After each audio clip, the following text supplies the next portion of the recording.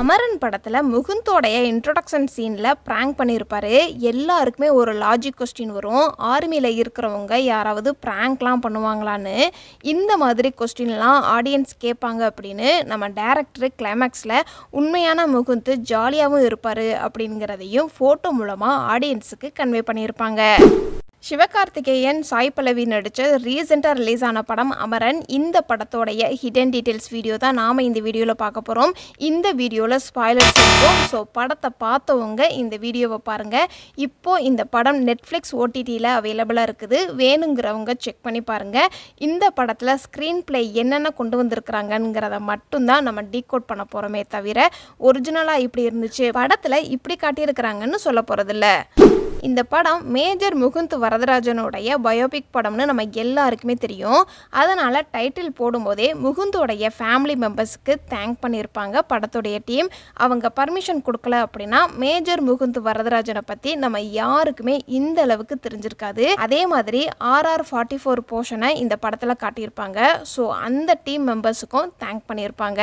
இந்த படத்தில் இந்துவோடைய கேரக்டர் எடுத்துக்கிட்டோம் அப்படின்னா இந்த படத்துடைய முதல் சீனில் கீழே இருந்து மேலே வர மாதிரி காட்டியிருப்பாங்க. அப்போது இந்து வந்து ஃப்ளைட்டில் ட்ராவல் பண்ணிக்கிட்டு இருப்பாங்க. அப்போது தான் கதையே ஸ்டார்ட் ஆகும். இந்த படத்தோடைய ஸ்டார்டிங் சீன் வந்து இந்து தான் காட்டியிருப்பாங்க. அதே மாதிரி பிரேக் விடும்போதும் இந்துவோடைய கேரக்டர் வச்சு தான் பிரேக் விட்டுருப்பாங்க. அதுக்கு முன்னாடி முகுந்த் ஆர்மியில் ஒரு ஆக்ஷன் சீன் வரும்.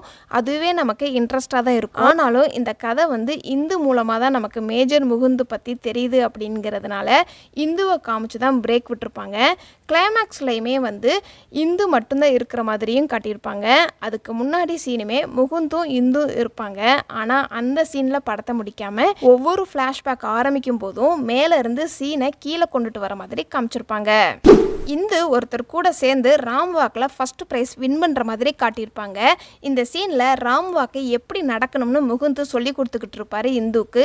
அப்போ கூட ஒருத்தர் இருப்பார். இவர் யாருங்கிறத டயலாக் மூலமாக சொல்லியிருக்க மாட்டாங்க. இதை கனெக்ட் பண்ணுற விதமாக இவர் கூட தான் ராம் வாக்கு நடக்க போகிறாங்க அப்படிங்கிறத சிம்பாலிக்காக ஆடியன்ஸுக்கு கன்வே பண்ணியிருப்பாங்க. இந்துக்கு டாட்டு போட தெரியும்னு சொல்லியிருப்பாங்க முகுந்துக்கிட்ட. அதுக்கான ரெஃபரன்ஸாக இந்து ஹாஸ்டலில் அவங்க ஃப்ரெண்டுக்கு டாட்டு போடுற மாதிரி காட்டியிருப்பாங்க. இது மட்டும் இல்லை, முகுந்தோடைய ஐசி நம்பரையும் இந்து கையில் டாட்டு போட்டிருப்பாங்க. ஸ்டார்டிங்கில் இந்து சின்ன ப்ரைஸ் வாங்குறதுக்கு கூட ஸ்டேஜ் ஏற தயங்கின பொண்ணு எண்டிங்கில் அசோக சக்கர விருது வாங்குற அளவுக்கு போல்டான பொண்ணாக காட்டியிருப்பாங்க. கதையில் முதல்ல ப்ரைஸ் வாங்க வச்சதும் முகுந்தா தான் இருக்கும். படத்தோடைய கடைசியில் முகுந்துனால தான் விருதும் வாங்கியிருப்பாங்க. இந்து AR ரகுமானோடைய ஃபேனாக இருக்கிற மாதிரி காட்டியிருப்பாங்க. இந்து கிறிஸ்டியன்கிறதுனால ஹாஸ்டலில் இயேசு ஃபோட்டோ மாட்டி வச்சுருப்பாங்க. கழுத்தில் சில்வர் சிம்பிள் டாலர் வந்து போட்டிருப்பாங்க. டிராயிங் பண்ண தெரியுங்கிறதுனால ட்ரா பண்ண பேப்பர்ஸும் இருக்கிறதையும் இந்த சீனில் பார்க்க முடியும். இந்த சீனில் இந்து முகுந்தை பார்க்க காலையில் 8 மணிக்கெலாம் வந்துடுவாங்க. மதியம் 11:50க்கு முகுந்தோடைய அம்மா லஞ்சு கொண்டு வர மாதிரியும் கண்டினியூட்டியை மிஸ் ஆகாமல் காட்டியிருப்பாங்க. கிளைமேக்ஸ் சீனில் இந்து வந்து முகுந்த் இறந்தப்ப அழுதுருக்க மாட்டாங்க. அப்போ உண்மையிலேயே அவங்களுடைய சொந்தக்காரங்களும் சரி பக்கத்தில் இருக்கிறவங்களும் ஏன் இந்த பொண்ணு அழுகலைன்னு கேட்டாங்களாமா. அதுக்கு என்னுடைய ஹஸ்பண்ட் வந்து யார் முன்னாடியும் அழுகக்கூடாதுன்னு சொல்லியிருக்கிறாரு அப்படிங்கிறத சொல்லியிருக்கிறாங்க.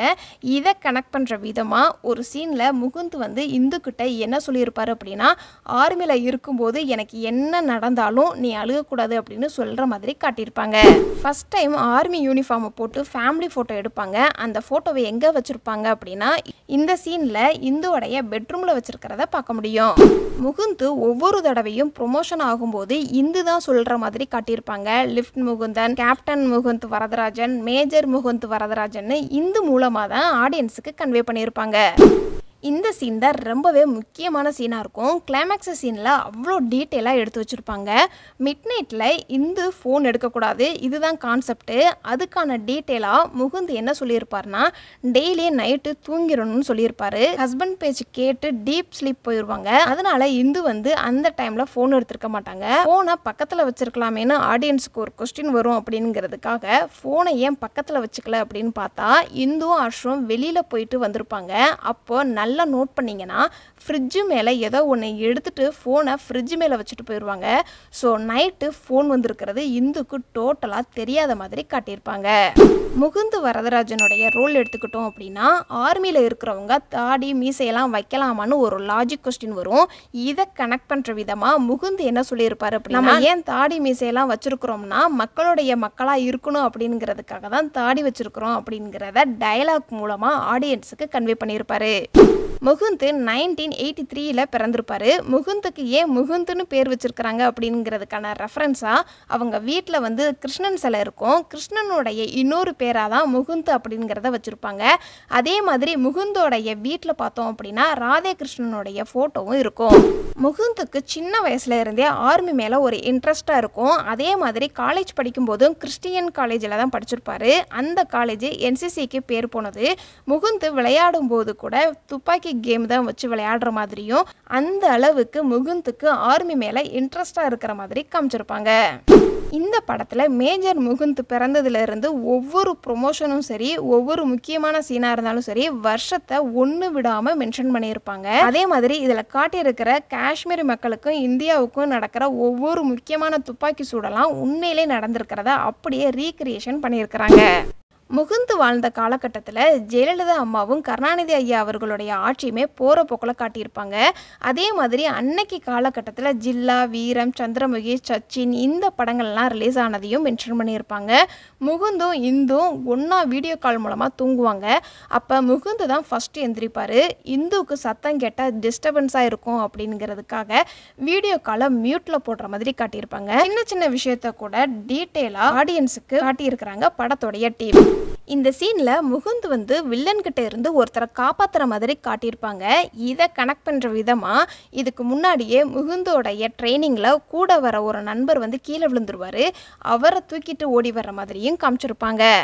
முகுந்து இந்துக்கு ஒரு சின்ன நாய்க்குட்டியை ப்ரெசென்ட் பண்ணியிருப்பார். திரும்ப அந்த நாய்க்குட்டி எங்கே காட்டியிருப்பாங்க அப்படின்னா முகுந்து சர்ப்ரைஸாக வீட்டுக்கு வந்திருப்பார். அப்போ அந்த நாயும் வீட்டில் இருக்கிற மாதிரி காமிச்சிருப்பாங்க.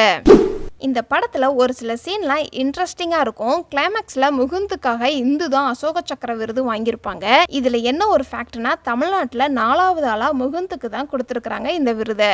2000 காலகட்டத்தில் தான் கல்யாண மாலை சன் டிவியில் டெலிகாஸ்ட் ஆச்சு. அதுக்கு ரெஃபரன்ஸாக கல்யாண மாலை ப்ரோக்ராம் முகுந்தோடைய அம்மா டிவியில் பார்த்துக்கிட்டு இருக்கிற மாதிரி காமிச்சிருப்பாங்க. முகுந்து இறந்ததுக்கப்புறம் ஒரு பர்ஸ் எடுத்து இந்துக்கிட்ட கொடுப்பாரு.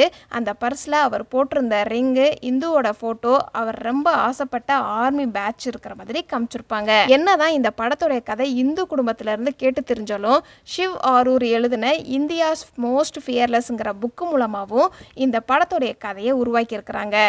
அதனால தான் மோஸ்ட்லி நமக்கு இந்த படம் பார்க்கும்போது எது உண்மையான சீனாக நடந்திருக்கும், எது சினிமாட்டிக்கான சீனாக இருக்குது அப்படிங்கிறது நம்மளால் கண்டுபிடிக்க முடியல.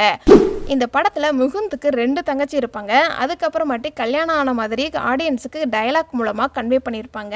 கல்யாணம் ஆன மாப்பிள்ளைகளை முகுந்தோடைய மேரேஜுக்கு வர மாதிரியும் கண்டினியூட்டி மிஸ் ஆகாமல் காமிச்சிருப்பாங்க.